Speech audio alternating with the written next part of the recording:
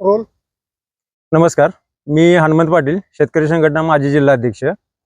सरकारनं जो ह्यो शक्तीपीठ महामार्ग करायचं जे काय हे केलेलं आहे आणि अशा हे शक्तीपीठाची काही गरज नसताना आता काही शेतकरी वाळवा तालुक्यातलं पूर्णपणे भूमिहीन होणार आहेत आणि त्या वाळवा तालुक्यामध्ये आमचं आयतोडी खुर्द हे गाव येतं या आणि आमच्या गावामध्ये बरेचसेच लोक भूमिहीन होणार आहेत. काहींची घरं जातात, विहिरी जातात, परत झाडे, असं बरंचसंच नुकसान आयतोडी खुर्दमधील शेतकऱ्यांचं पूर्णपणे होणार आहे आणि पूर्णपणे भूमिहीन होऊन त्यांच्यावर आत्महत्येची वेळ येणार आहे.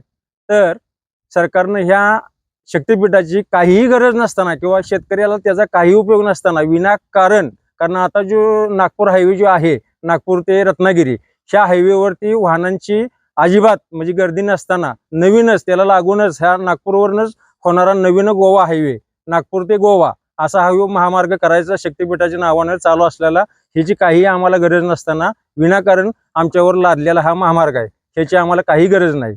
तर मी सरकारला एकच सांगू इच्छितो, एक शेतकरी म्हणून आमचं गाव आयतोडी खुर्द हे पूर्णपणे 2021 किंवा 2019च्या महापुरामध्ये 80 ते 85% पूर्णपणे पाण्याखाली गेलं. तर हा शक्तीपीठ महामार्ग जर झाला तर पूर्णपणे 100% गाव आमचं हे पाण्याखाली जाणार आहे. त्यामुळे आम्हाला आत्महत्या करण्याची वेळ येणार आहे. तर आम्ही आता आत्महत्या करणार नाही. सरकारला मी अगदी हात जोडून किंवा कळकळीची विनंती करून सांगतोय, आम्ही आता आत्महत्या करणार नाही. कारण आम्ही सगळ्या लोकप्रतिनिधींना, सगळ्या म्हणजे अगदी शासकीय अधिकाऱ्यांना सांगून निवेदन देऊन म्हणजे थांबलोय.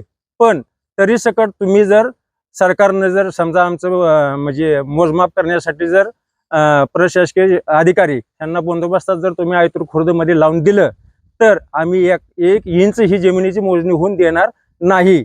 आम्हाला वेळ पडली तर आम्ही रक्त सांडू किंवा जे कोण तुम्ही ह्या आयतोड खुर्दमध्ये अधिकारी येणार आहेत त्यांनी सकट विचार करून आमच्या गावामध्ये यावं किंवा म्हणजे सरकारला ह्याच्यातनं आम्ही एक विनंती करतोय की तुम्ही आमच्या ह्या आयतोड खुर्दमधनं किंवा वाळवा तालुक्यातनं ह्या रस्त्याची आम्हाला काही गरज नाही किंवा ही त्याचा काही उपयोग पण नाही. तरी आम्ही एवढं सांगतो की तुम्ही कुठल्याही अधिकाऱ्याला इकडं पाठवून देऊ नका, एवढी आमची विनंती.